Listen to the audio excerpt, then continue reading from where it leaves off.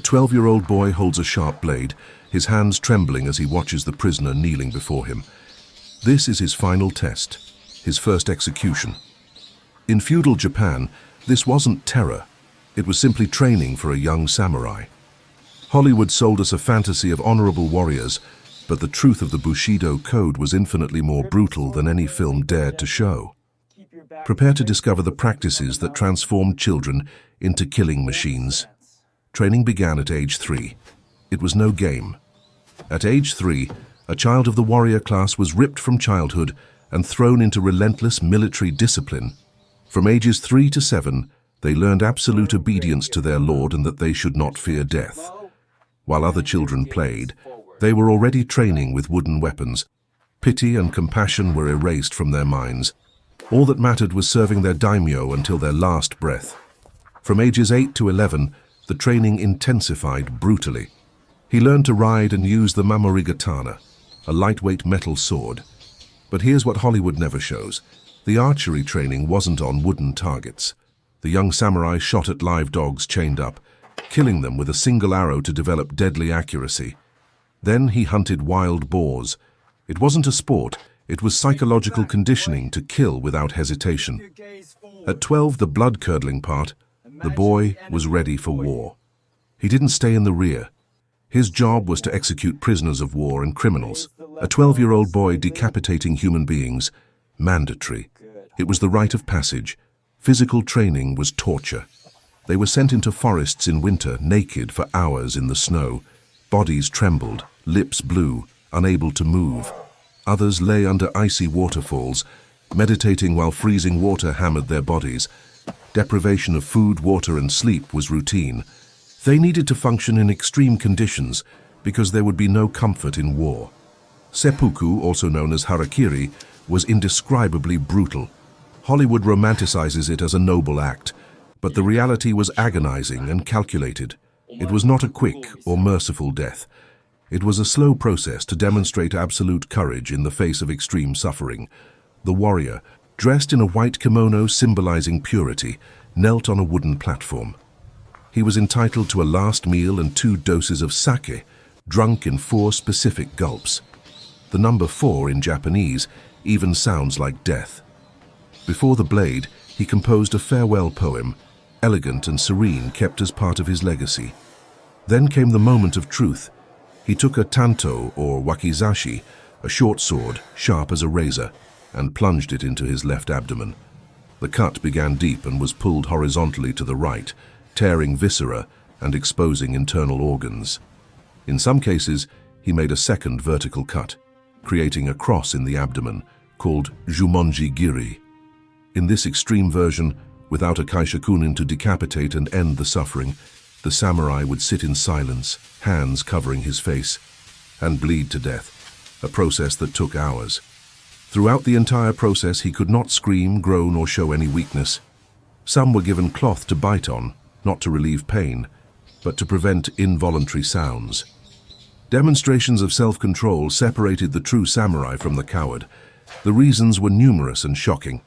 Lost a battle, forced to commit sepuku, failed to protect a lord. Forced to commit sepuku, brought dishonor to the family by stealing, lying, or any shameful act. Forced to commit seppuku, captured by the enemy. Seppuku was preferred immediately to the torture and dishonor of being a prisoner. On the battlefield, with no time for rituals, they simply plunged their sword into their abdomen and fell, dying within minutes. But perhaps the most disturbing practice was junshi, following a lord in death. When a daimyo died, it was expected that the most loyal samurai would commit seppuku to accompany him. It was not optional. It was a sacred duty. If a lord died, dozens or even hundreds of vassals would kill themselves en masse. In 1607, when 2 feudal lords died, 7 pages committed junshi immediately. In 1651, when Shogun Tokugawa Iemitsu died, 13 of his closest advisors committed suicide, including 2 members of the High Council. This caused such a power vacuum that the government was forced to act. Junshi was officially banned in 1663 by the Tokugawa shogunate, but the practice continued clandestinely for decades.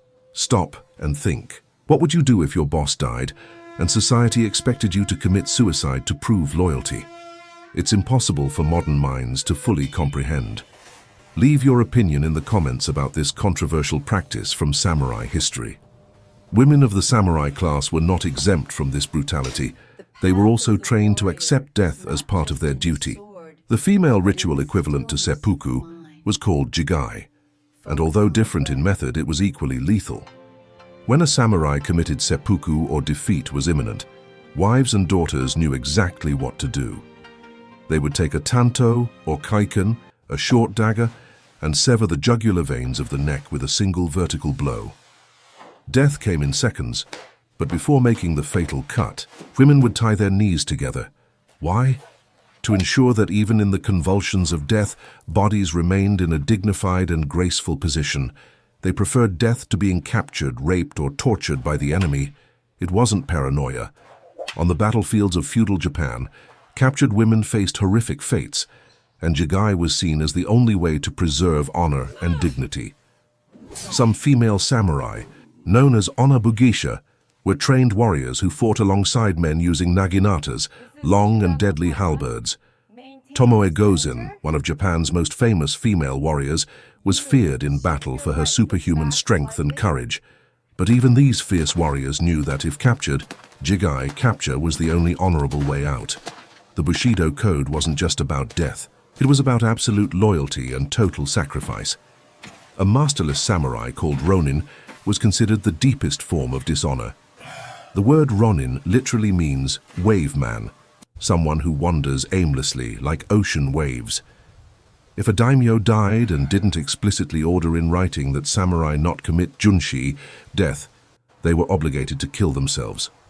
If they chose to live, they became ronin, dishonored warriors wandering Japan in search of mercenary work. No other lord would hire them, because a samurai who didn't follow a master in death was seen as cowardly and untrustworthy. The most famous ronin story is that of the 47 ronin of 1703.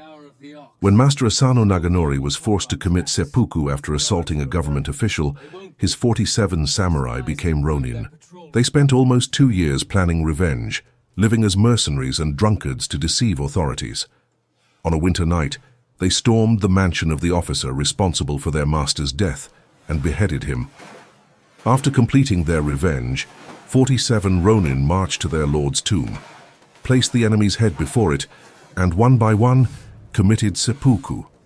All 47 died. The story became legendary in Japan, not because they lived, but because they chose to die with honor. To this day, they are revered as perfect samurai. Extreme honor demanded death for any failing. Crimes such as theft, rape, treason, or corruption required mandatory seppuku. But there was a crucial difference between voluntary and mandatory seppuku. In mandatory seppuku, the ritual was performed in public, in front of witnesses sent by the government. The condemned had no choice of assistant, and in many cases received only a paper fan instead of a real blade. The moment the fan touched the victim, symbolizing the beginning of the ritual, the kaishakunin decapitation judge would immediately decapitate them. It was considered a more honorable form of capital punishment than common decapitation, reserved for criminals of lower classes. Mandatory seppuku was officially abolished in 1873 during the Meiji Restoration, when Japan began to modernize and adopt Western practices. But even after abolition, some samurai continued the practice. In 1912, General Nogi Maresuke, a hero of the Russo-Japanese War, committed junshi decapitation after the death of Emperor Meiji, shocking the entire nation that believed this practice to be dead. In 1970, renowned writer Yukio Mishima, a 3-time Nobel Prize laureate in literature, stormed a military barracks in Tokyo with his followers, delivered a nationalist speech, and committed seppuku in protest against the westernization of Japan. His kaishakunin, military commander, needed 3 attempts to properly decapitate him. The truth, the samurai code was social control through fear. Samurai didn't fight for justice. They fought, because if they didn't, their entire family would be dishonored. Sons rejected, daughters unable to marry, names erased. In extreme cases, families executed or sold into servitude, property confiscated, houses burned, total annihilation. a threat so powerful that it kept samurai in line through pure terror. It wasn't honor, it was fear of losing everything. Training continued throughout life. Even veterans practiced katas thousands of times until they perfected them. They practiced saburi against imaginary enemies. To develop self-control, they moved bokken at maximum speed against the instructor's face, stopping millimeters away. One mistake, and the instructor would be killed. But an apprentice could not fail. Failure meant dishonor. Samurai also studied calligraphy, poetry, and music. They were not merely brutal, they were expected to be refined and cultured. But this education had a dark purpose: to make them capable of composing elegant death poems before killing themselves. Art did not make them more human, it only made death more aesthetic. 19th century, Japan modernized, samurai were abolished. In 1868, the Meiji Restoration removed power from the shoguns. In 1876, the carrying of swords was prohibited, ending the samurai era. Many rebelled. The Satsuma Rebellion of 1877 was the last resistance. Saigo Takamori led the rebellion with thousands of warriors. They fought with swords against modern rifles. Massacre. In defeat, Saigo committed seppuku. The samurai era ended. The legacy of Bushido remained. World War II. Kamikaze pilots, influenced by the samurai philosophy of preferring death to dishonor, threw themselves against enemy ships. More than 4 samurai pilots died. To the West, suicidal madness. To them, honor. So, the true samurai code that Hollywood never shows. First, 3-year-old children turned into assassins. Second, at age 12, executing prisoners.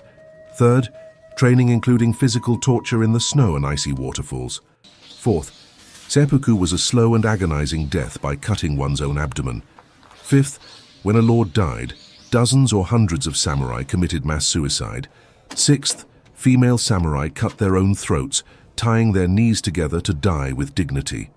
Seventh, ronin, samurai without a master, lived in total dishonor. Eighth, any failure demanded death. Ninth, entire families executed or enslaved. 10th, a system based on psychological terror and fear of absolute dishonor. The samurai code was a killing machine both physically and psychologically. It wasn't noble or romantic. It was brutal, ruthless, designed to transform humans into disposable tools of war.